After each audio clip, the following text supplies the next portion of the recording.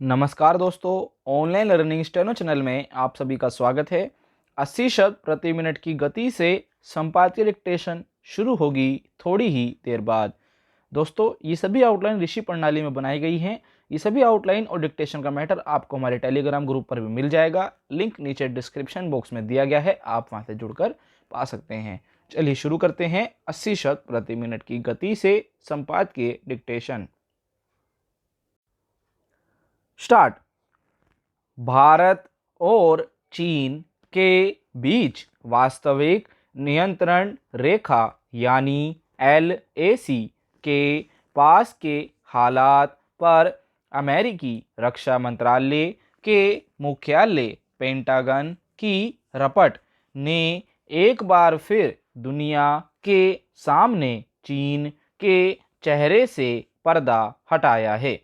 कहने को आए दिन चीन भी दूसरे देशों की संप्रभुता का ख्याल रखने की बात करता रहा है, लेकिन हकीकत यह है कि जमीन पर उसकी गतिविधियां उसके भीतर मौजूद विस्तारवाद की भूख को ही दर्शाती है।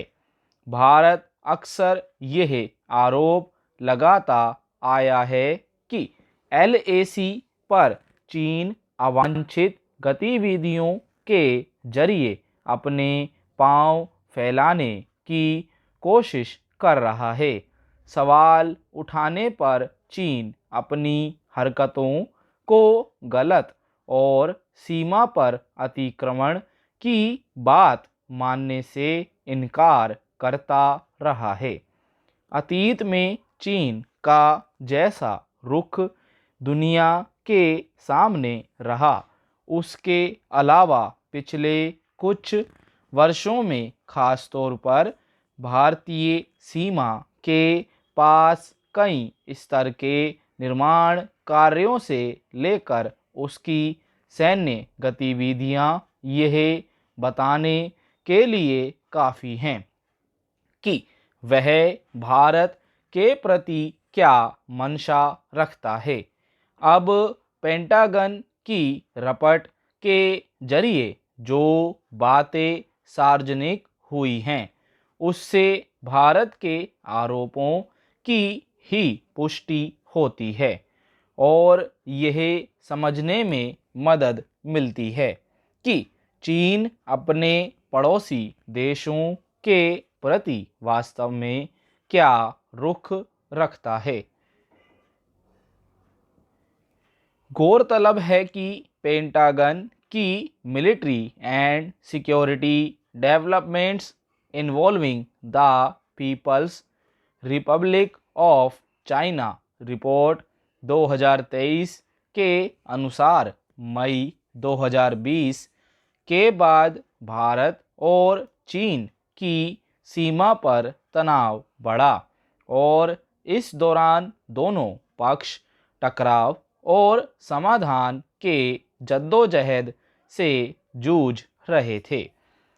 दूसरी ओर इस विवाद के बीच ही 2022 में चीन ने सुरक्षा बलों की तैनाती में इजाफा कर दिया था और कई स्तर पर बुनियादी ढांचे का निर्माण जारी रखा था।